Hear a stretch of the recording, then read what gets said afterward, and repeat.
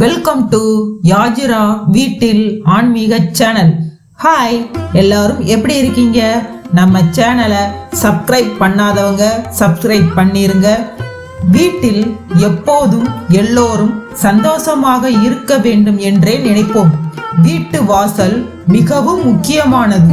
ஆகவே வீட்டு வாசலை தினமும் சுத்தம் செய்து விளக்கேற்ற வேண்டும்.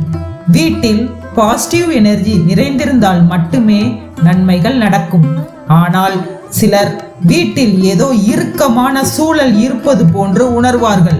இதனால் வீட்டில் நிம்மதி, மகிழ்ச்சி இல்லாமல் இருப்பது, வீண் சண்டை, பணவரயம் அடிக்கடி ஏற்படுவது இருக்கும்.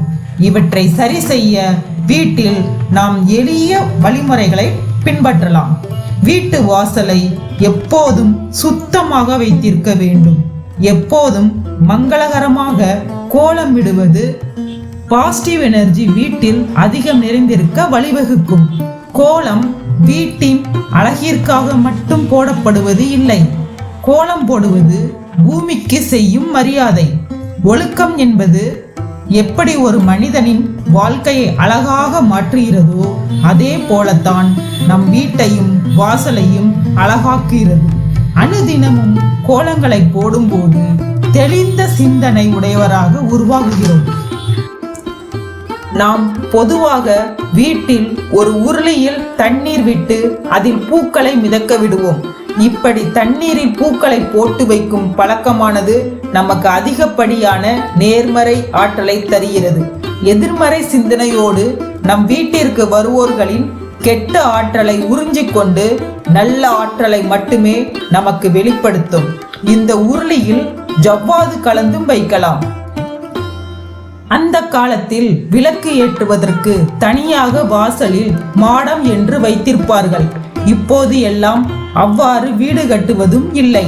தலைவாசலில் முக்காலி அல்லது ஸ்டாண்டு போல் அமைத்து அதன் மேல் விளக்கு வைத்து ஏற்றலாம். தலைவாசலில் விளக்கு ஏற்றுவதே குடும்பத்தில் மன நிம்மதியும் லட்சுமி கடாட்சம் பெருகி செல்வம் அதிகரிக்கவும் தான்.